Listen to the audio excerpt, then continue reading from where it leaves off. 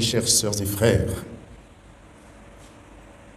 dans les béatitudes que nous avons écoutées dimanche dernier, Jésus nous parle des qualités intérieures à avoir pour être disciple, pour être son disciple.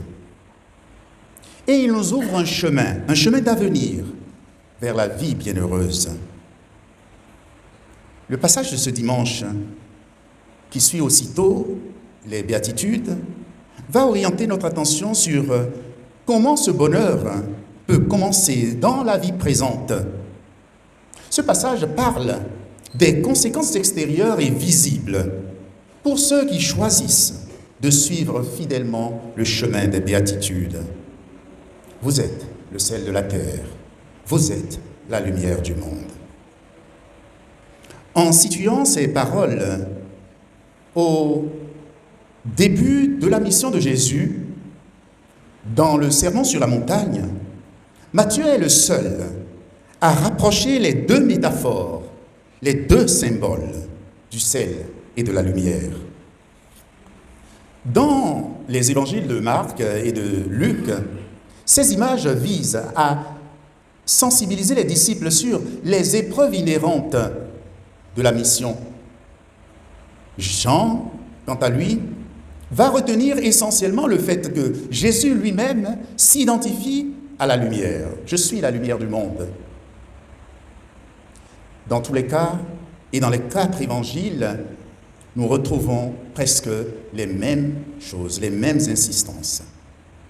Particulièrement dans l'évangile de Matthieu, la dernière béatitude nous oriente. Elle oriente notre attention sur l'acceptation de l'épreuve. Lorsque l'on croit, heureux êtes-vous. Lorsque l'on vous insulte, qu'on vous persécute, qu'on répand faussement sur vous toutes sortes de méchancetés à cause de moi, dit Jésus. Pour nous donc, sœurs et frères, ce qui paraît évident après 2 millénaires d'écoute des paroles de Jésus, c'est que ces propos nous font prendre conscience de comment, dans un contexte parfois hostile, comment agir et mener une vie quotidienne qui témoigne de la présence vivante du Seigneur.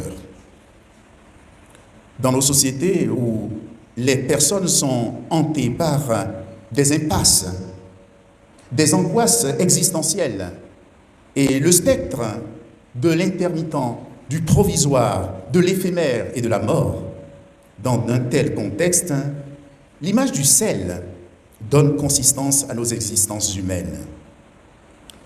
Car avec le sel, on fertilise la terre. Avec le sel, on conserve les aliments de la pourriture, de la corruption et de la dégradation. Avec le sel, on donne goût à la nourriture. Le sel permet de rendre la vie moins fade. Dans le livre des Nombres, le sel permet de sceller, de réaliser une alliance solide et perpétuelle entre Dieu et son peuple. Il pourrait être donc le signe de la nouvelle alliance dans la mort du Christ Jésus et dans sa résurrection.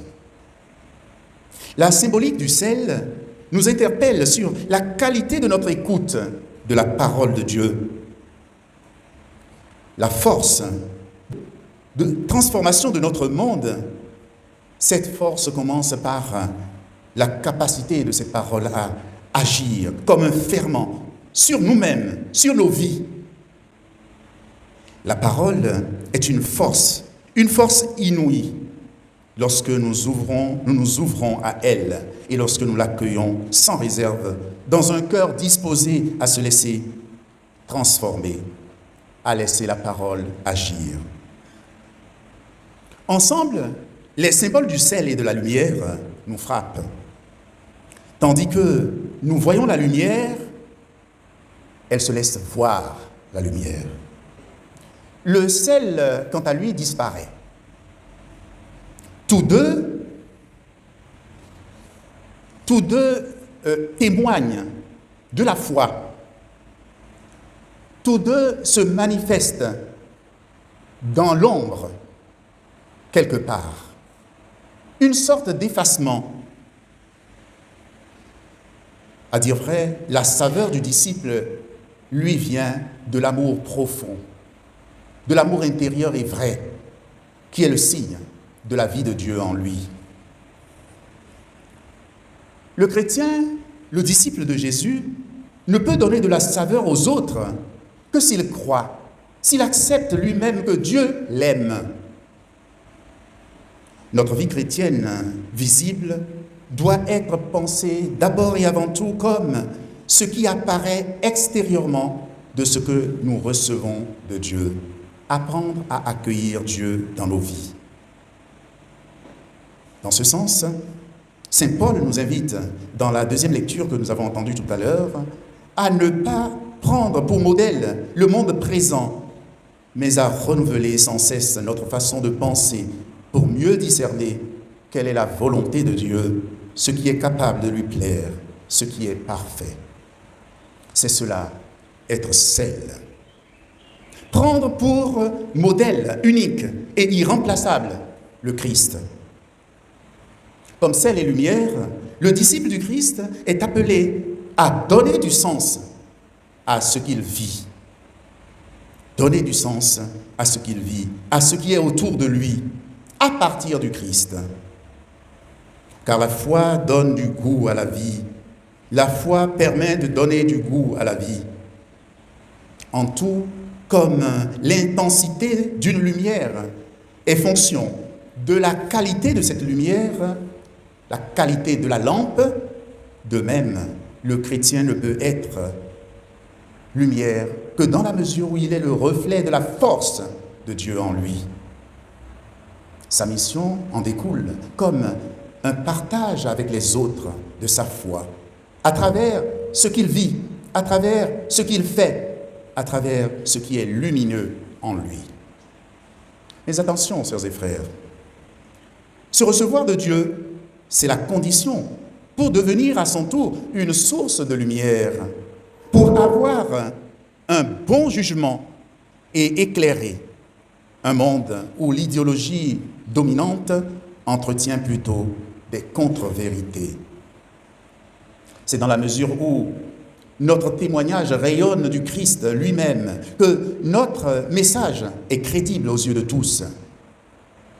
Dans son encyclique « La joie de l'Évangile », le pape François estime qu'il est nécessaire de sortir de notre propre confort et de nous mettre en état de mission permanente dans toutes les régions du monde afin d'atteindre tous les marginaux qui ont besoin de la lumière de l'Évangile. Cela implique, sœurs et frères, que nous soyons prêts à quitter nos sécurités, les sécurités qui nous enferment sur nous-mêmes, les sécurités que nous devons quitter, les déplacements que nous devons faire afin de nous lancer dans de nouvelles aventures avec le Seigneur. Vous êtes le sel de la terre, vous êtes la lumière du monde. Cela sous-entend qu'il ne s'agit ni d'un sel quelconque, ni d'une lumière quelconque. Jésus ne dit pas « vous êtes du sel » ou encore « vous êtes de la lumière ». Il dit que sans les chrétiens, la saveur manquera au monde, la saveur manquera à la terre. Il dit que sans les chrétiens, la clarté manquera à notre monde. Et nul autre ne pourra les rendre, les remplacer, le sel et la lumière.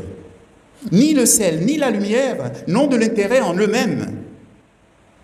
Ailleurs, Jésus nous dit que si le sel perd sa saveur, si la lumière perd son éclat, sa clarté, eh bien, ils ne servent plus à rien. Oui, chers amis, nous ne sommes jamais seuls à rendre témoignage. C'est ensemble, en relation les uns avec les autres, en relation avec les autres disciples du Christ, que nous portons l'identité chrétienne que révèlent les béatitudes. C'est ensemble que nous gardons vivant le souvenir de la victoire de Jésus sur le mal et sur la mort. Vous êtes donc comme communauté, sel et lumière du monde. Jésus nous enjoint d'être présents partout où les humains sont, partout où ils travaillent, partout où ils souffrent, partout où ils créent des projets de société. Il nous demande d'être là où les femmes et les hommes aujourd'hui construisent l'avenir. Un dernier mot. La mesure du sel ou de la lumière importe beaucoup pour obtenir une qualité de résultat appréciable. Un peu trop de sel ou de lumière, ou trop peu de sel ou de lumière, et tout est perdu. Ainsi en est-il de la sagesse de Dieu, cette sagesse qui est à l'œuvre dans les croyants. Alors, de la mesure en toutes choses, chers amis, et que la grâce et la paix demeurent en chacun d'entre nous.